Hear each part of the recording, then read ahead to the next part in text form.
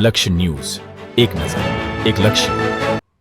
સુઈગામ તાલુકાના હર્ષડ ગામે તંત્રના પાપે ભોગવી રહ્યું છે મુશ્કેલીઓ. ગ્રામ પંચાયત કે સ્ટેટ હાઈવે વિભાગ દિયોદર બંને ભેગા મળી રસ્તાનું નક્કી કરીને રસ્તામાં ભરાયેલ વરસાદી પાણીનો નિકાલ કરે તેવી ગ્રામજનોની માંગ.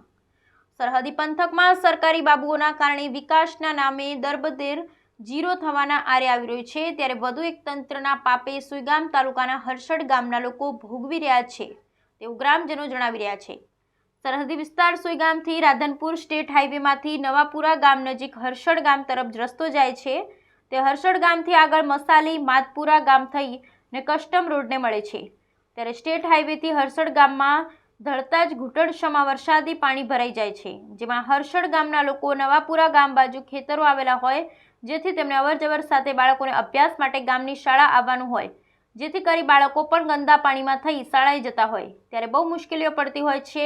ત્યારે સ્ટેટ હાઈવે દિયોદર સાથે ગ્રામ પંચાયતના અધિકારીઓ નક્કી પણ કરી શકતા ન હોય તેવા સ્થાનિક ગામ લોકો આક્ષેપ તંત્ર સામે કર્યા હતા.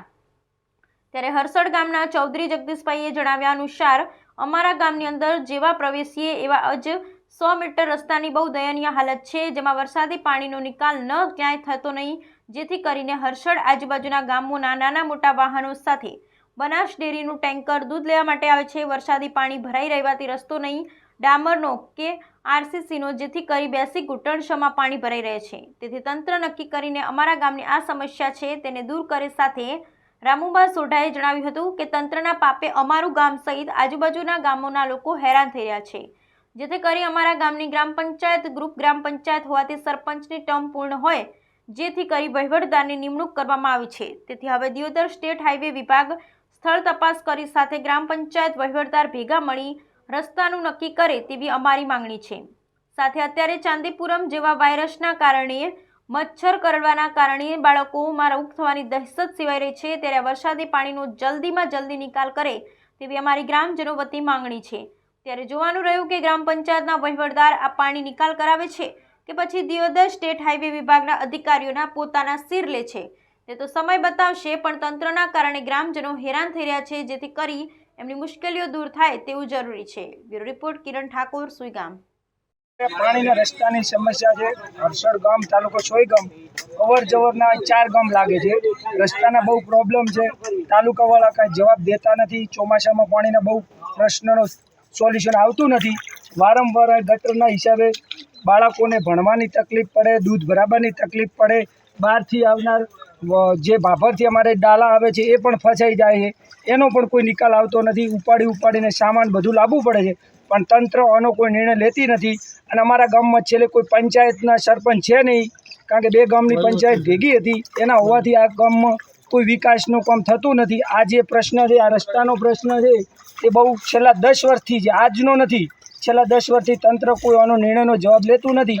એવી તંત્રને નમ્ર વિનંતી છે કે આવી તાત્કાલિક જોઈ અને આનો નિર્ણય કરે. તમે કઈ રજૂઆત કરી? રજૂઆત દિયોદરમાં 2 વખત ગઈ સાલ મેં પોતે લેખિતમાં આપેલું છે, અને એક કોપી મેં તાલુકામાં પણ આપેલી હતી, પણ એનો નિર્ણય આવ્યો નથી. ગામજનોને નથી કીધું, પણ મેં જાતે જઈ અને કોઈક મહેસાણાના ચૌધરી નવીનભાઈ કરીને કોઈક હતા, એવો કોઈ જવાબ આપ્યો નથી કે તાલુકામાં કોપી આપો. મેં પોતે તાલુકામાં આપી હતી, પણ એનો કોઈ નિર્ણય આવતો નથી. કે વારંવાર વૈગામ તાલુકામાં રજૂઆત કરેલ છે. એટલે વૈગામ તાલુકાવાળા એમ કહે છે કે તમારે આ દિયોદરમાં આવે રોડ આમાં, બરાબર. હવે અમારો આ ક્યાં રોડ આવે છે અમને કોઈ ખબર ન હોય. અમે એક અભણ માણસ છે, બરાબર. પણ અમારા રોડની આ સમસ્યા દૂર થાય અને આ ખાડાનું અને ગામ હેરાન ન થાય, એ જ અમારી સમસ્યા, બરાબર. આ ભૂલકા બાળકો, હવે અત્યારે આવડા નાના બાળકો, તમે એક ખાલી હમણાં વિડીયો મૂકો તો ભૂલકા બાળકો હેરાન થાય છે, બરાબર.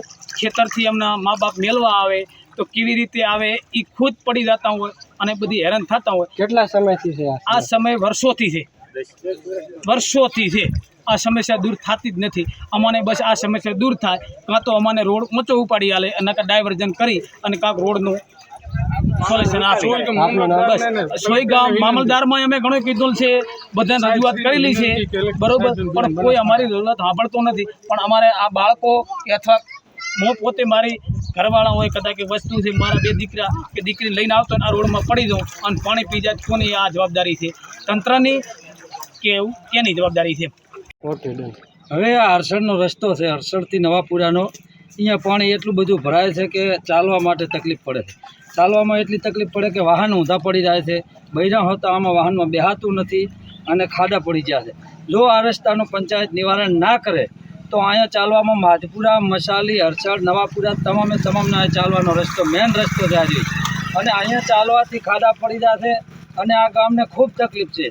આ ગામની તકલીફ મટાડવા માટે સરપંચ હોય, ડેલિકેટ હોય, ગમે એ હોય, એને આ તકલીફ મટાડવાની જરૂર છે. અને આટલી વિનંતી છે કે આ ખાડાને પૂરી અને આનો પ્રશ્નનો હલ કરો અને આટલા પ્રશ્નનો ઉકેલ કરજો. આપનું નામ? મારું નામ રામજીભાઈ રામાભાઈ માધપુરા. અહીંયા હું કાયમ ચાલું છું. મારે કાયમ પાપડ આવવાનું છે અને કાયમ તકલીફ પડે છે. આવું જ પાણી ભરાય છે. વરસાદ આવે તો ચાલવાની શક્તિ નથી એવું છે. આ